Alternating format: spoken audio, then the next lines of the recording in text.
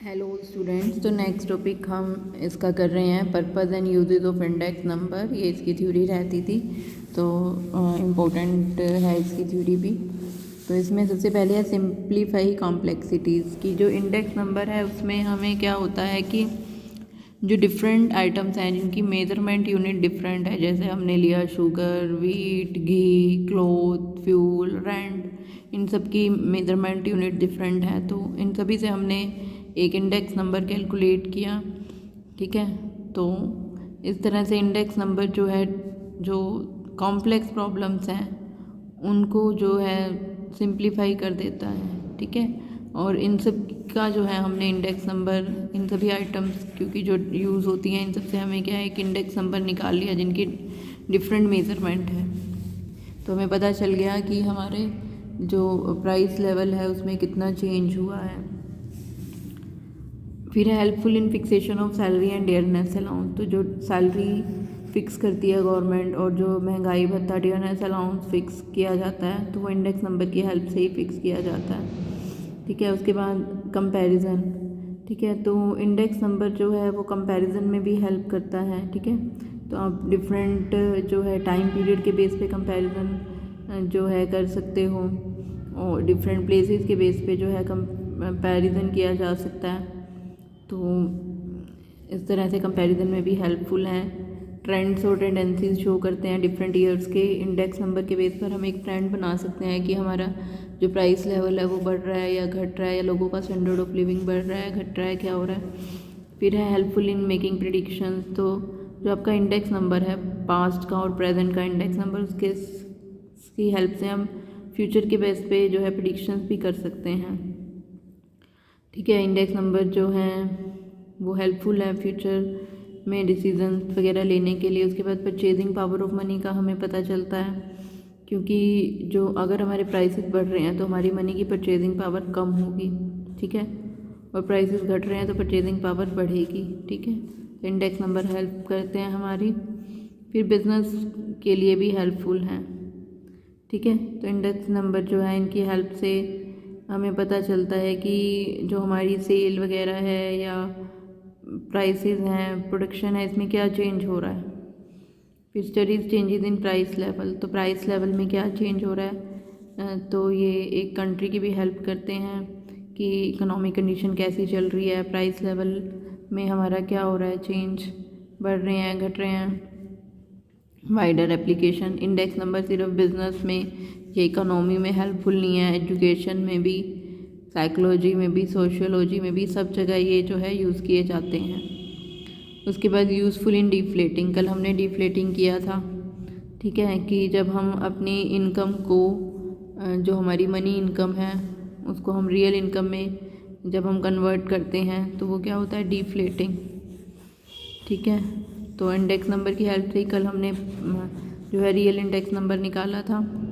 तो उससे हमें ये पता चलता है कि हम अपनी जो है हम प्रोडक्ट्स, कमोडिटीज़ कितनी खरीद सकते हैं। ठीक है, helpful in comparing living standards. ठीक है, तो लोगों का लिविंग स्टैंडर्ड हम कंज्यूमर प्राइस इंडेक्स के बेस पर जो है हम स्टडी कर सकते हैं।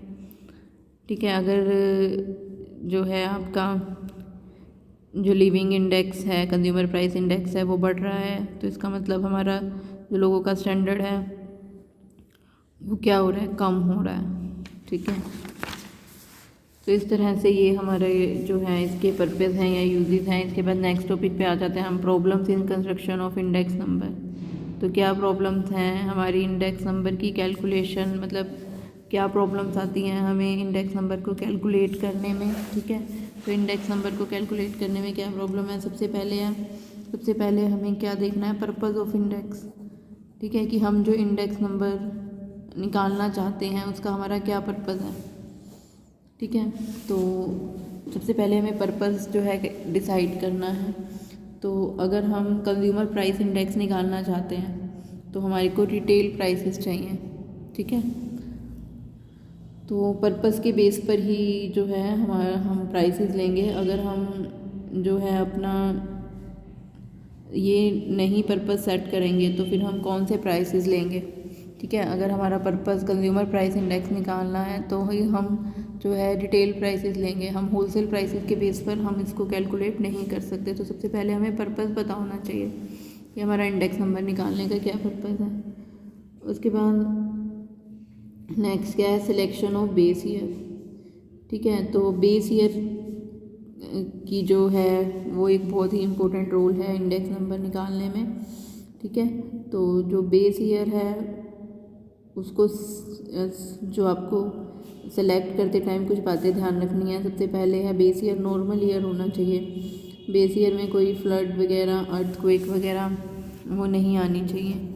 ठीक है, तो नेक्स्ट क्या है हमारा सिलेक्शन ऑफ बेस ईयर। तो बेस ईयर में हमें कुछ बातें ध्यान रखनी चाहिए कि ये कैसा ईयर होना चाहिए, नॉर्मल ईयर होना चाहिए। कोई एबनॉर्मल जो है सिचुएशन जैसे फ्लड है, जैसे कोरोना है, तो ये ईयर जो है हम बेस ईयर के रूप में नहीं ले सकते।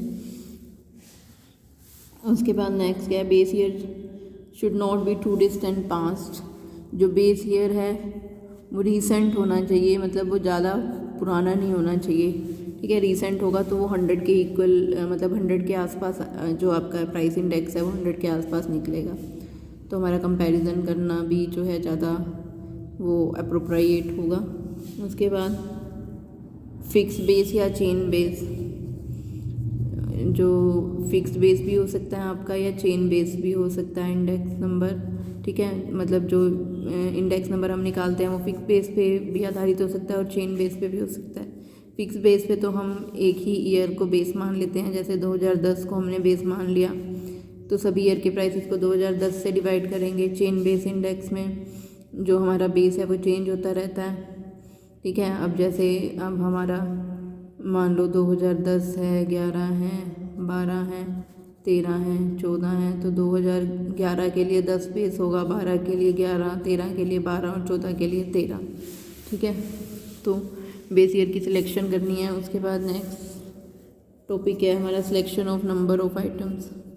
तो नंबर ऑफ आइटम्स हमारी क्या होंगी, ये भी एक इम्पोर्टेंट जो है पॉइंट है कि जितनी ज़्यादा आइटम्स हम लेंगे उतना ही जो है हमारा जो है इंडेक्स नंबर करेक्ट आएगा, क्योंकि ज़्यादा आइटम जो है वो अच्छे से रिप्रेजेंट करती है हमारे इंडेक्स नंबर को। लेकिन आइटम्स को सेलेक्ट करते टाइम हमें ये भी ध्यान रखना है कि हमारा जो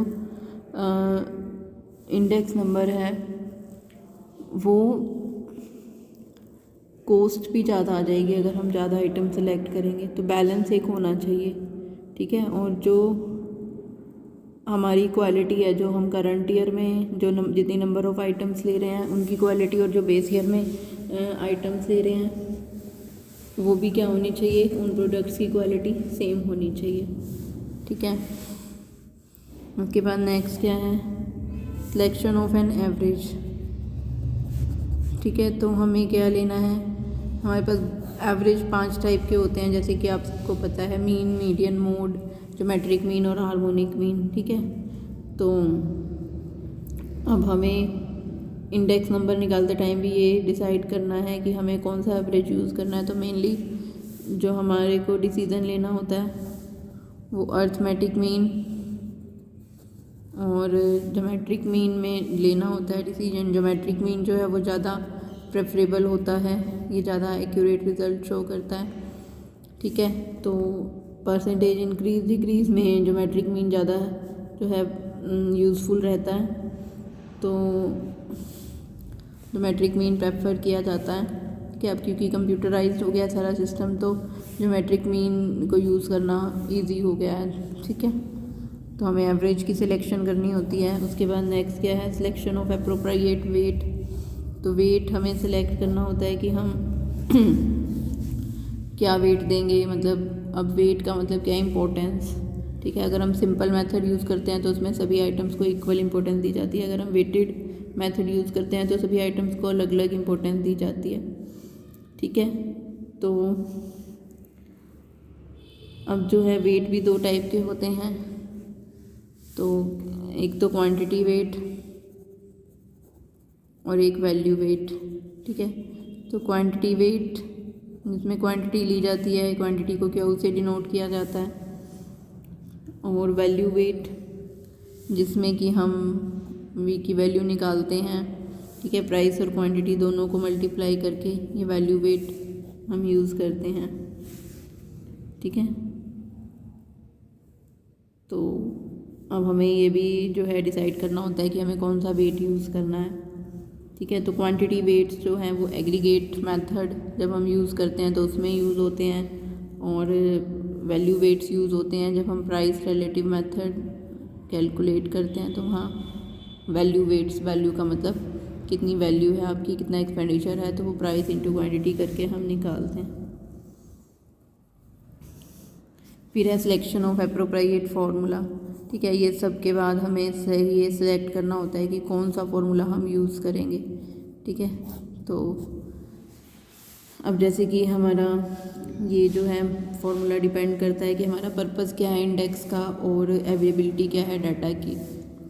और फिशर का फार्मूला आपको पता ही है कि आइडियल फार्मूला है, क्योंकि फिशर का फार्मूला जो है वो टाइम रिवर्सल और फैक्टर रिवर्सल टेस्ट दोनों को सेटिस्फाई करता है। ठीक है, तो फिशर का फार्मूला जो है आइडियल फार्मूला माना जाता है। ठीक है, इस तरह से ये आपका चैप्टर कंप्लीट होता है। इसको अच्छे से करना है सबने, कोई प्रॉब्लम होगी तो पूछ लेना।